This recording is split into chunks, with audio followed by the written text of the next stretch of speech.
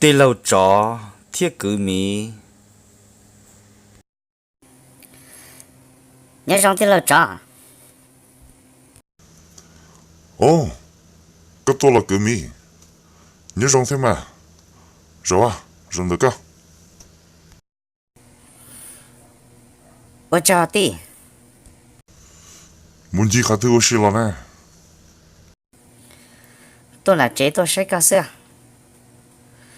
tí trò chả ở bên hôm nó cởi chỉ cho tôi đỡ rồi nè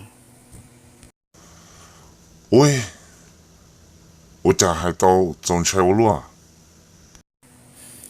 tí trò có hai lý coi con trái đó chi nè Ê tin chạy có khó tăng mừng nè. của khó tăng bằng sư của khó tăng bằng tôi chỉ muốn nó chỉ dòng trái này tí Ồ, giờ liệt chả có họ chẳng tôi sẽ là được cú mà. tí trò chỉ muốn nó chỉ dòng trái chỉ là dòng sơ sư Ồ, tìa. Ô chả họ cởi chỉ tông đỡ lì mà. chỉ bao lì tia nhỏ nhỏ chế là chỉ tao lì là sư Có một cái nhớ sẽ là chỉ bỏ. cô chỉ một thế tia Bây giờ, phang một thật thả luôn cao ấy. John cho luôn cao ấy chỉ nhớ cán đỡ lại mà. bà ta biết của cả của tao mà ó sư họ cho phong như tao chỉ cho xa gì ta li Ồ, cứ. Chả có yêu tao khăn nên phèo luôn à. thì tao khá nên mê xưa chỉ là tao khá nên phèo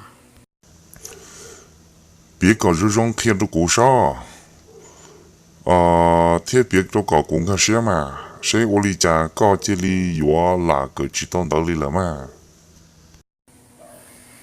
thì cho từ giờ ăn nu thọ lòn đó cũng cho chín giờ là bé mù say nhu bún đồ trong nè bé mù sẽ say nhu ta chế cũng chế li cho là mù giờ hà rong là bé mù giờ hà rong tao chi nung go bé mà li là chế nu nó cũng mù cần đó chế cũng chỉ mua ít không muốn hay li là sai li thia bé chế li qua cả cũng thiệt tao mà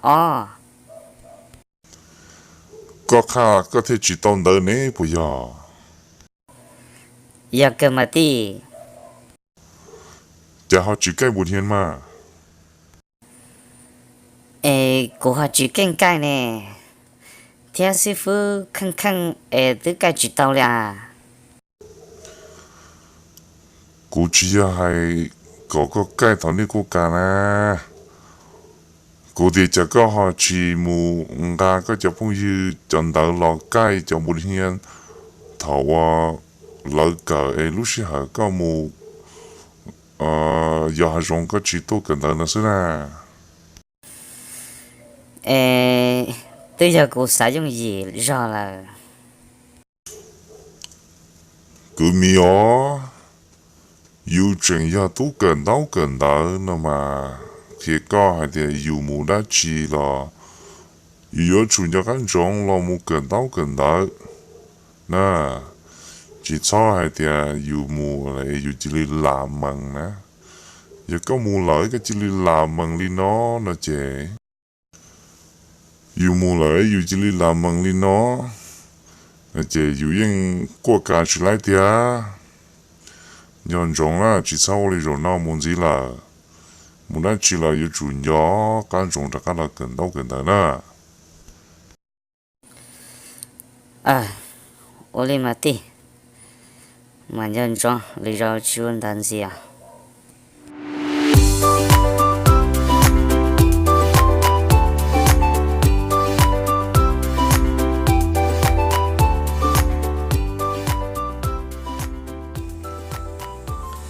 tê lâu chó thiết cứ mì gờ phá ý là sau lý nó sư cho ta họ trồng nông xuyên nờ họ sao cá tao lưm nông tê lâu chó thiết cứ mì gờ một trâu phá thì o sen gờ họ vui thả đã chỉ muốn gì